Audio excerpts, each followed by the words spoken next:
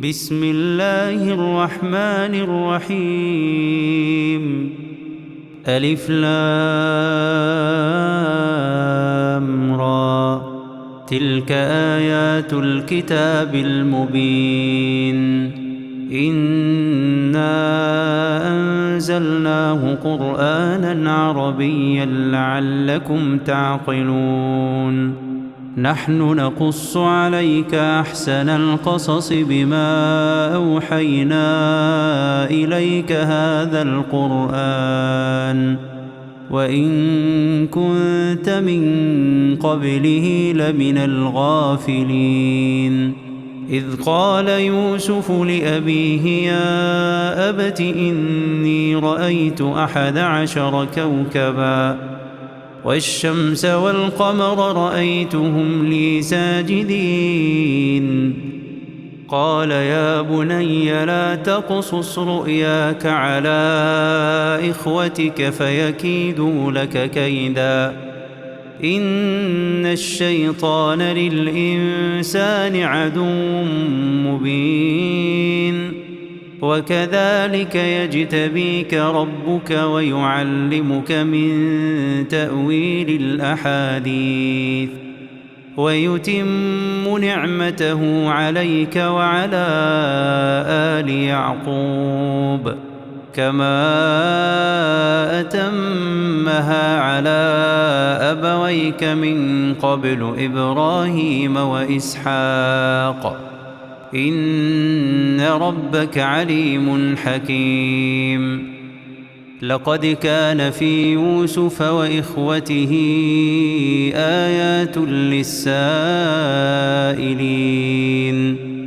إذ قالوا ليوسف وأخوه أحب إلى أبينا منا ونحن عصبة إن أبانا لفي ضلال مبين. اقتلوا يوسف أو اطرحوه أرضا يخل لكم وجه أبيكم وتكونوا من بعده قوما صالحين. قال قائل منهم لا تقتلوا يوسف وألقوه في غيابة الجب يلتقطه بعض السيارة إن كنتم فاعلين. قالوا يا أبانا ما لك لا تأمنا على يوسف وإنا له لناصحون. أرسله معنا غدا يرتع ويلعب وإنا له لحافظون. قال إني ليحزنني أن تذهبوا به وأخاف أن يأكله الذئب وأنتم عنه غافلون. قالوا لئن أكله الذئب ونحن عصبة إنا إذا لخاسرون. فلما ذهبوا به وأجمعوا أن يجعلوه في غيابة الجب وأوحينا إليه لتنبئنهم بأمرهم هذا وهم لا يشعرون. وجاءوا أباهم عشاء يبكون.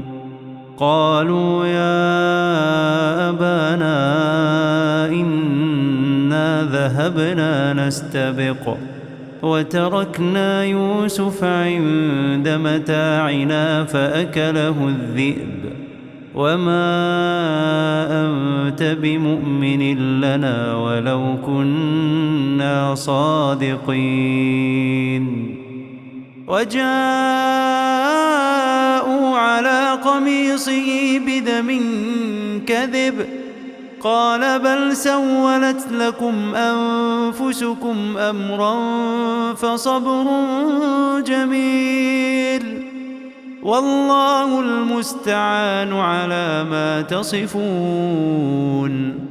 وجاءت سيارة فأرسلوا واردهم فأدلى دلوه قال يا بشرى هذا غلام وأسروه بضاعة والله عليم بما يعملون وشروه بثمن بخس دراهم معدودة وكانوا فيه من الزاهدين وقال الذي اشتراه من مصر لامرأته أكرمي مثواه عسى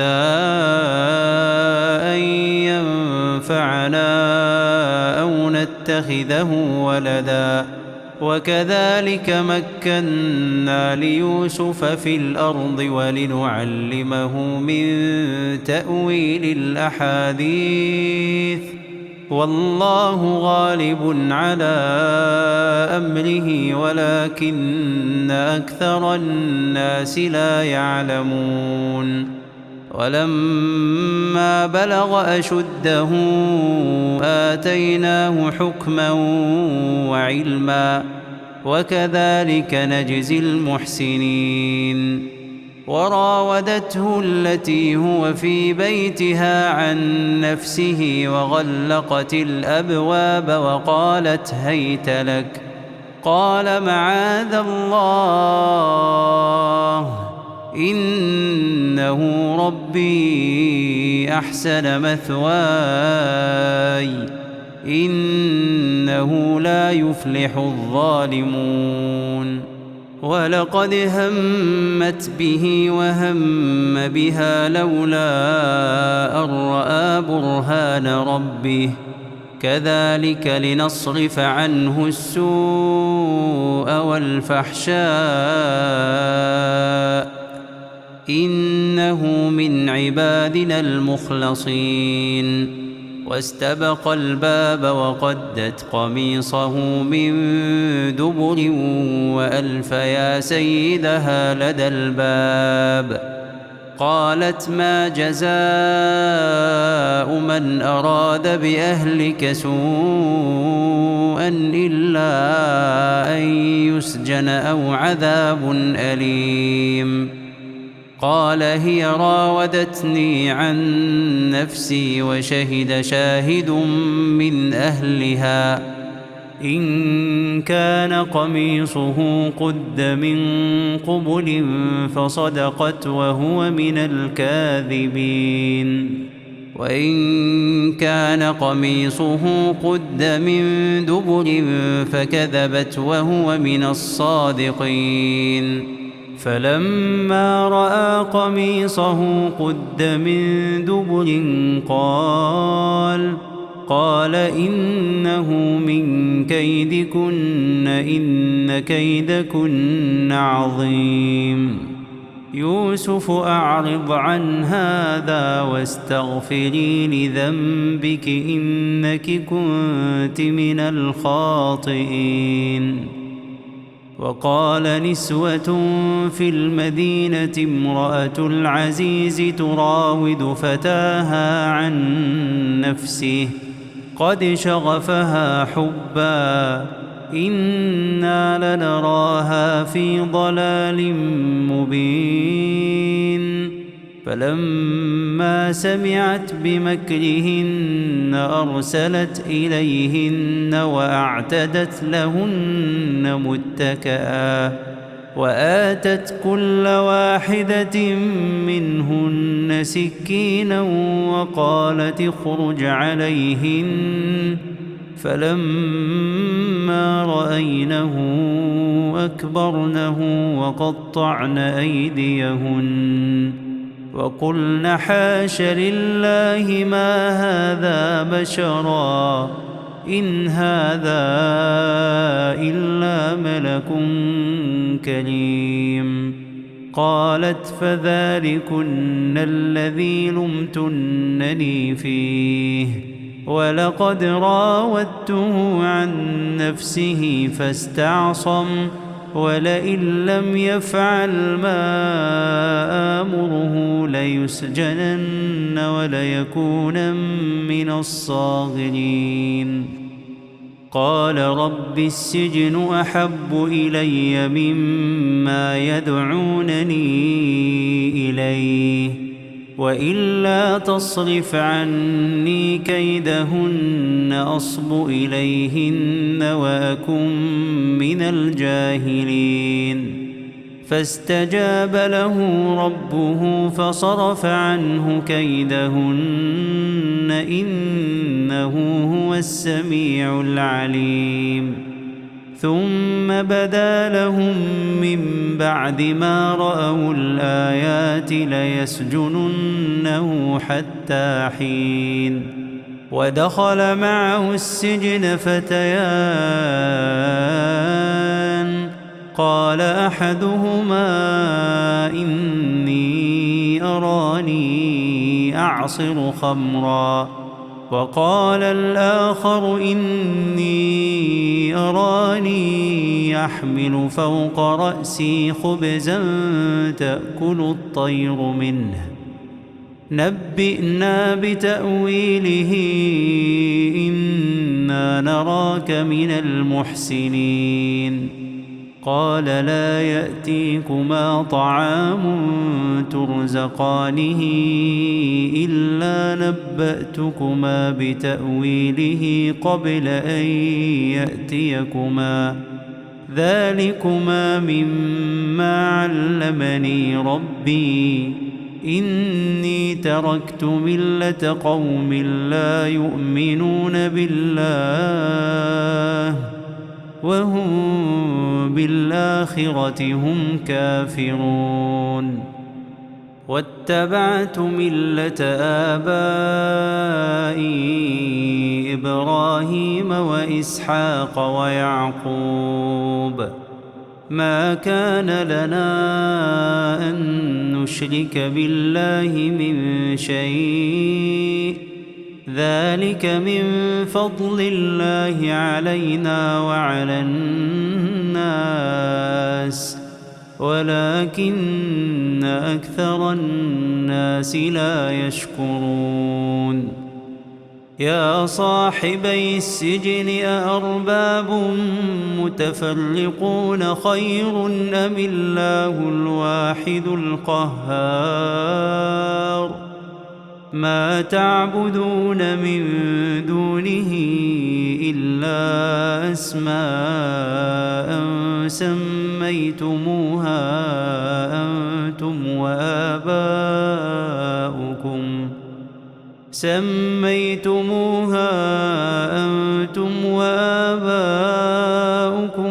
ما أنزل الله بها من سلطان، إن الحكم إلا لله، أمر ألا تعبدوا إلا إياه، ذلك الدين القيم ولكن أكثر الناس لا يعلمون.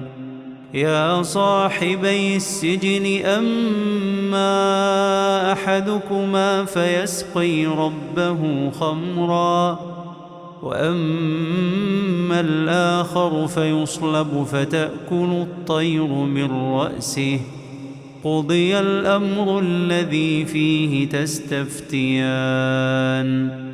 وقال للذي ظن أنه ناج منهما اذكرني عند ربك، فأنساه الشيطان ذكر ربه فلبث في السجن بضع سنين. وقال الملك إني أرى 7 بقرات سمان يأكلهن 7 عجاف و7 سنبلات خضر وأخر يابسات، يا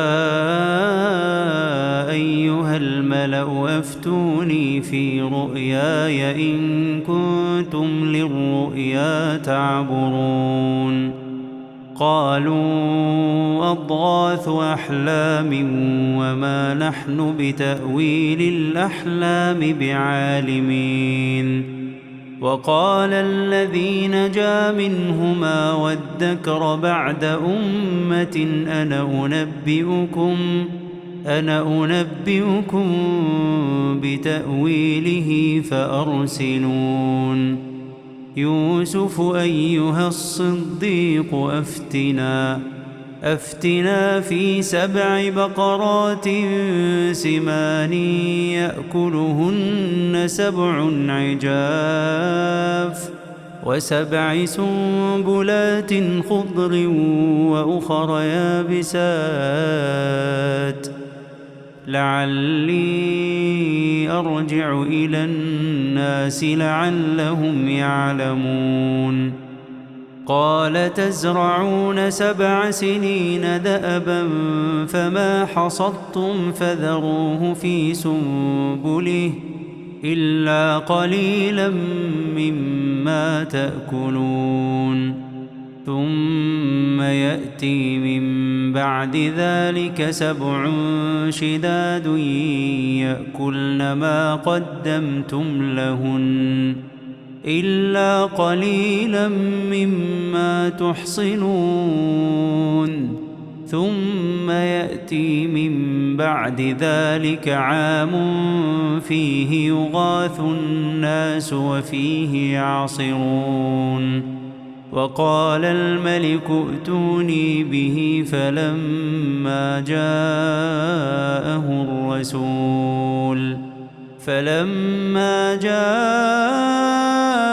الرسول قال ارجع إلى ربك فاسأله ما بال النسوة اللاتي قطعن أيديهن إن ربي بكيدهن عليم. قال ما خطبكن إذ راوتن يوسف عن نفسه قلن حاش لله ما علمنا عليه من سوء. قالت امرأة العزيز الآن حصحص الحق أنا راودته عن نفسه وإنه لمن الصادقين. ذلك ليعلم أني لم أخنه بالغيب وأن الله لا يهدي كيد الخائنين. وما أبرئ نفسي إن النفس لأمارة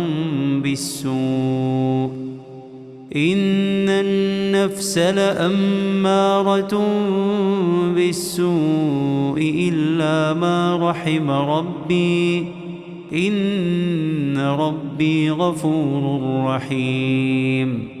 وقال الملك ائتوني به أستخلصه لنفسي فلما كلمه قال إنك اليوم لدينا مكين أمين. قال اجعلني على خزائن الأرض إني حفيظ عليم. وكذلك مكنا ليوسف في الأرض يتبوأ منها حيث يشاء نصيب برحمتنا من نشاء ولا نضيع أجر المحسنين. ولأجر الآخرة خير للذين آمنوا وكانوا يتقون. وجاء إخوة يوسف فدخلوا عليه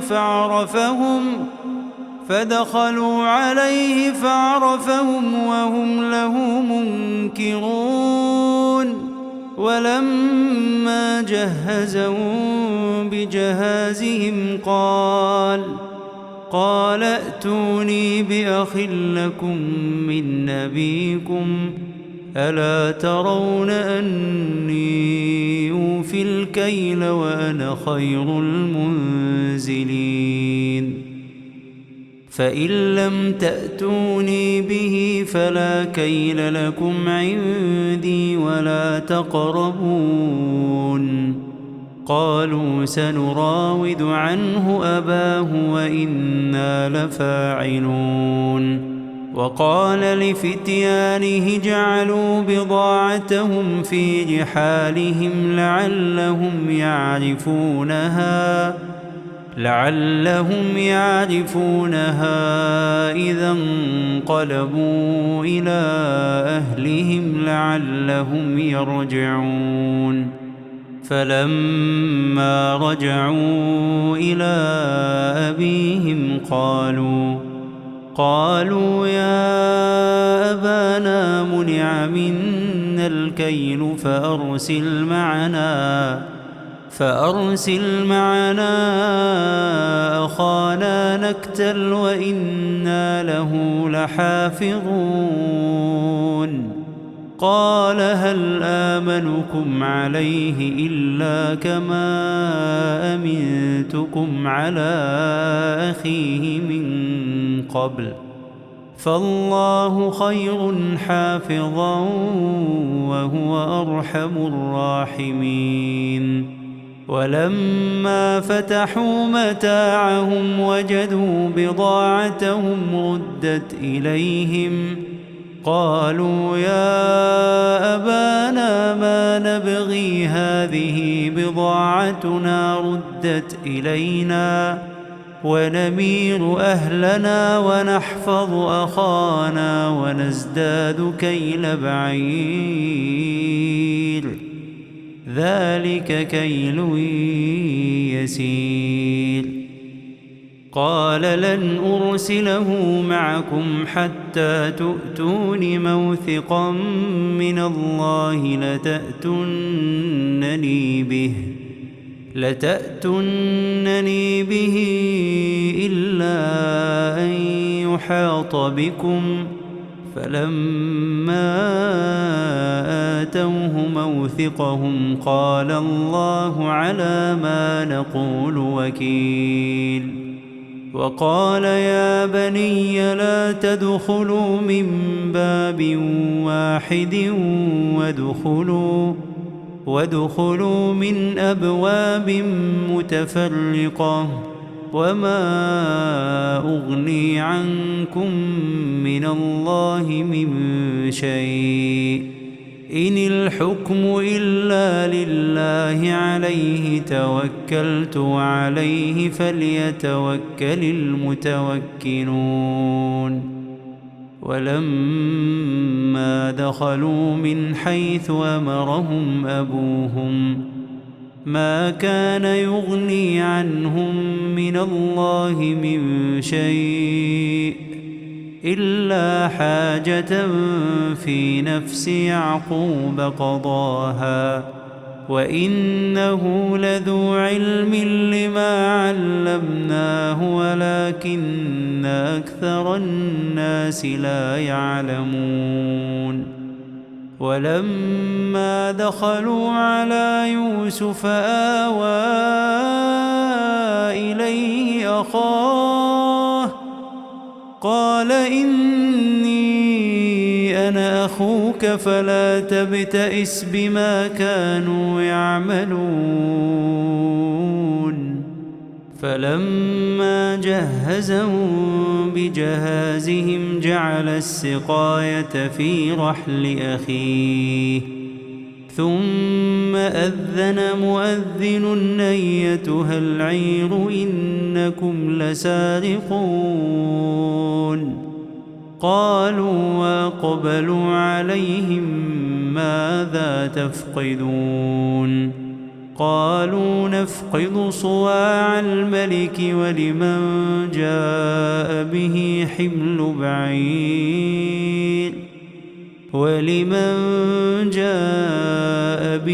حمل بعير وأنا به زعيم قالوا تالله لقد علمتم ما جئنا لنفسد في الأرض وما كنا سارقين. قالوا فما جزاؤه إن كنتم كاذبين. قالوا جزاؤه من وجد في رحله فهو جزاؤه كذلك نجزي الظالمين. فبدأ بأوعيتهم قبل وعاء أخيه ثم استخرجها من وعاء أخيه كذلك كدنا ليوسف ما كان ليأخذ أخاه في دين الملك إلا أن يشاء الله نرفع درجات من نشاء وفوق كل ذي علم عليم. قالوا إن يسرق فقد سرق أخ له من قبل فأسرها يوسف في نفسه ولم يبدها لهم. قال أنتم شر مكانا والله أعلم بما تصفون. قالوا يا أيها العزيز إن له أبا شيخا كبيرا فخذ أحدنا مكانه إنا نراك من المحسنين. قال معاذ الله أن نأخذ إلا من وجدنا متاعنا عنده إنا إذا لظالمون.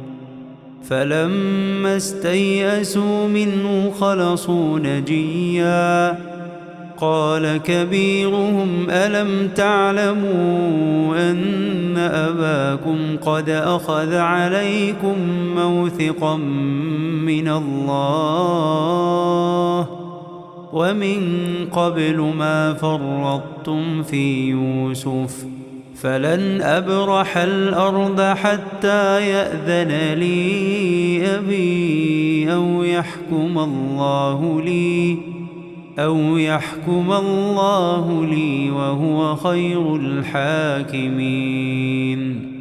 ارجعوا إلى أبيكم فقولوا يا أبانا إن ابنك سرق وما شهدنا إلا بما علمنا وما كنا للغيب حافظين.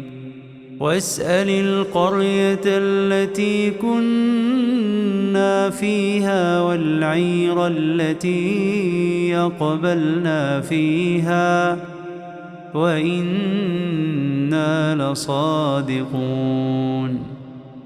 قال بل سولت لكم أنفسكم أمرا فصبر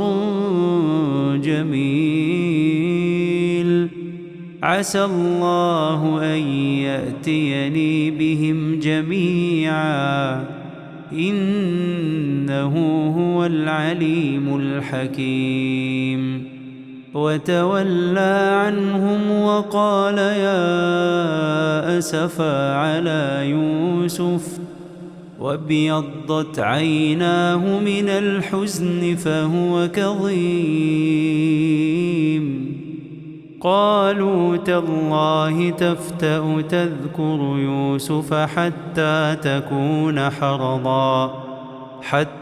تكون حرضا أو تكون من الهالكين.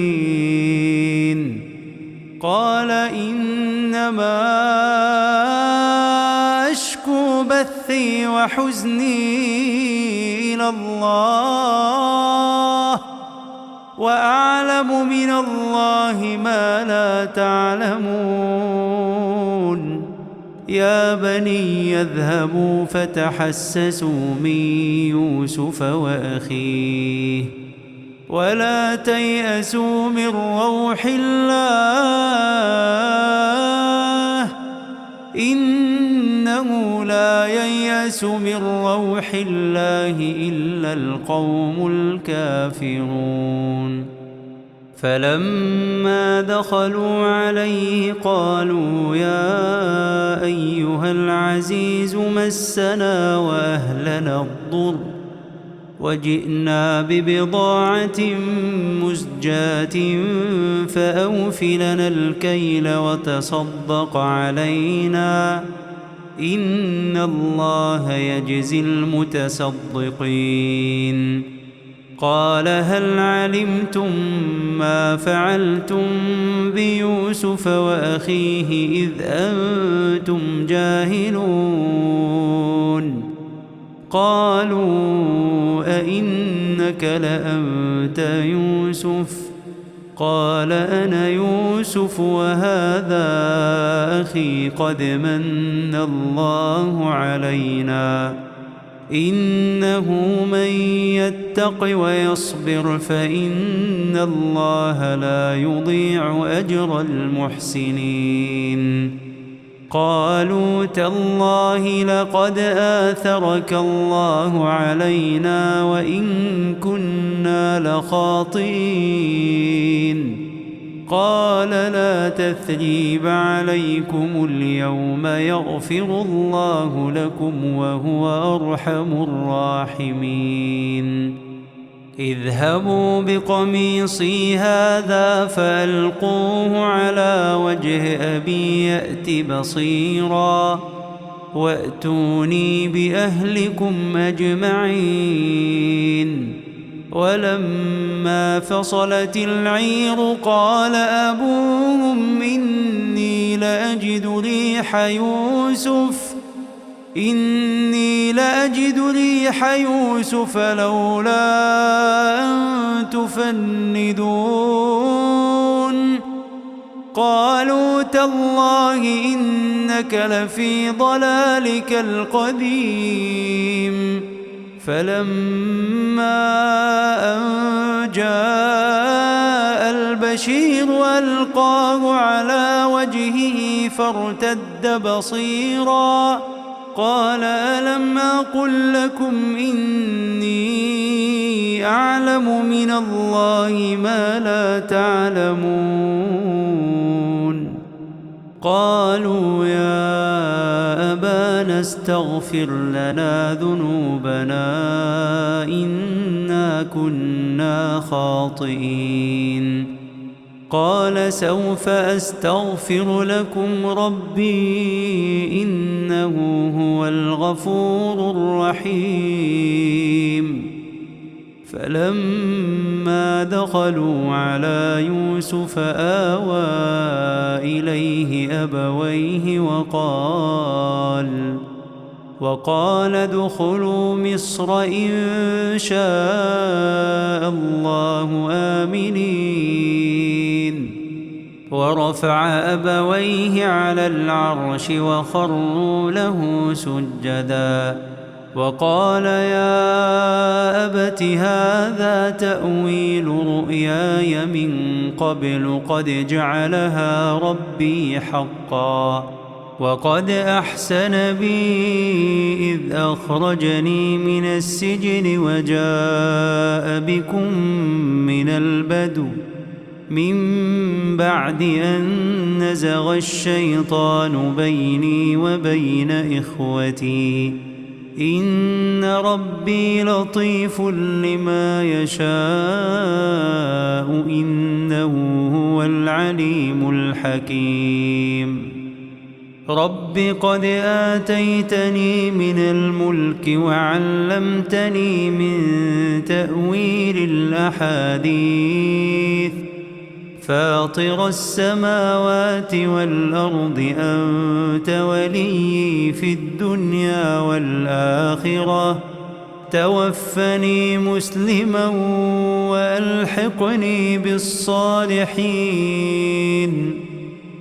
ذلك من أنباء الغيب نوحيه إليك وما كنت لديهم إذ أجمعوا أمرهم وهم يمكرون وما أكثر الناس ولو حرصت بمؤمنين وما تسألهم عليه من أجر إن هو إلا ذكر للعالمين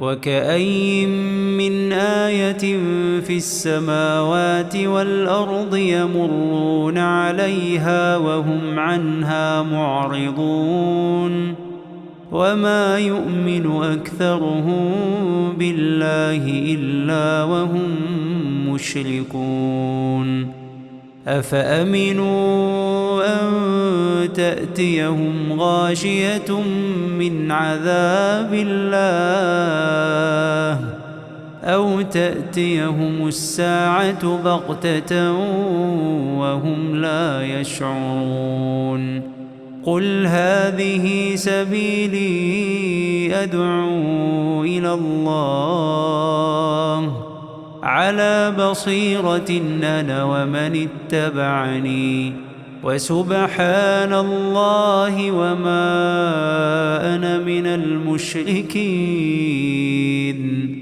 وما أرسلنا من قبلك إلا رجالا نوحي إليهم من أهل القرى أفلم يسيروا في الأرض فينظروا كيف كان عاقبة الذين من قبلهم ولدار الآخرة خير للذين اتقوا أفلا تعقلون حتى إذا استيأس الرسل وظنوا أنهم قد كذبوا جاءهم نصرنا فنجي من نشاء ولا يرد بأسنا عن القوم المجرمين لقد كان في قصصهم عبرة لأولي الألباب ما كان حديثا يفترى ولكن تصديق الذي